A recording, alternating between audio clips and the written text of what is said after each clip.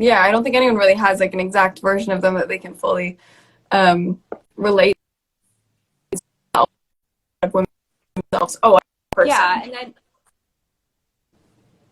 then Roxanne also mentions too, like there's all these characters that like, they like are revolting from like the social norm, or like they're like made to seem like the bad guy, and it's like automatically like we're just like discounting that character because it's Hmm. like, oh, that person's supposed to be like, the anti-hero, like they Yeah. shouldn't be good. And it's like, well, what if Yeah, I it's like, like the antagonist, so we're never gonna relate to the antagonist of a story.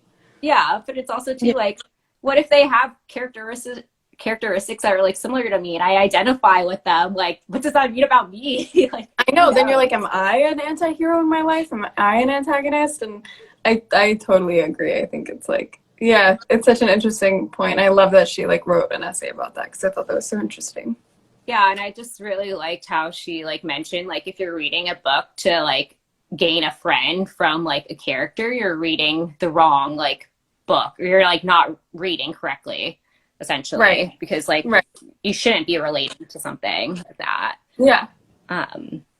So Like someone else I thought shouldn't that be was writing interesting. and telling you how who you are basically. Someone's not going to like write the character of who you are in your life, and I like that she spoke on that. And I wanted to ask you because election day is coming up.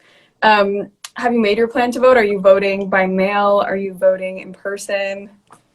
So I voted by mail a second Awesome. time because my ballot got stolen.